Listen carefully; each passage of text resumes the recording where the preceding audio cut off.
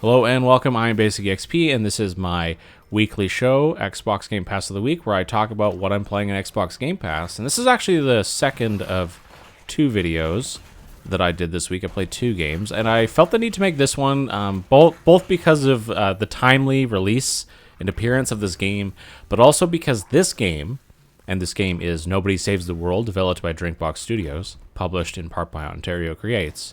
This game is my favorite thing I've played so far this year in Game Pass. Well, my favorite thing I played this year, period. But my favorite thing I played in Game Pass. This game is it. When I saw the release on Twitter. I had no idea this thing existed or was coming out. But when I saw the art, I immediately thought of Behemoth, the company or the developer who brought you Castle Crashers, BattleBlock Theater, and games of a similar ilk.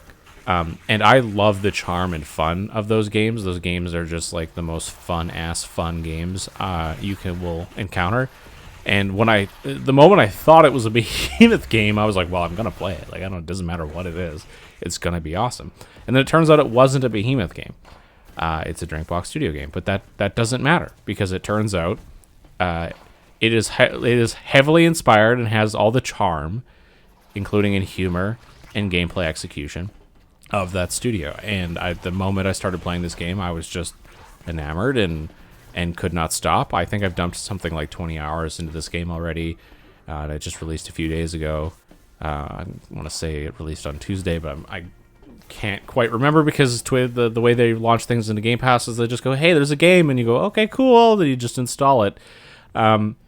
But regardless, back to the game. It is this like top-down Diablo-esque action RPG game, but it has like hot swapping of the classes. Like, not to get too much into the weeds, because I'm not here to review the game so much. Just bring your attention to games that I think are interesting. But you essentially have this ability to go between all classes at all times. Instead of having hard classes, you basically have these costumes. I'll call them costumes just to like keep this spoiler free. And you swap between those costumes, and that gives you access to more or less all of the different abilities and stat sets and movement speeds or movement types the game has to offer, and you can just kind of like set these builds up to handle these different situations, and then you just go through your reticle and pick the build that's right for the right situation, which is really cool. And the game is very fast-paced in giving these to you. It is not a drag. You'll have access to a lot of things very quickly, and you will just find yourself like it has that now I know this isn't the greatest parallel, but I'm going to make it anyways. It has like that Ubisoft pull where it's giving you all these things to do, and you really just want to get them all done. It's like, oh, I want to get all the abilities for this class because it would work really well with this thing that I like over here, and then you unlock a new thing while you're doing that. Like, oh, well, now this looks really cool too, and you just find yourself wanting to get all of the costumes and do all of the things.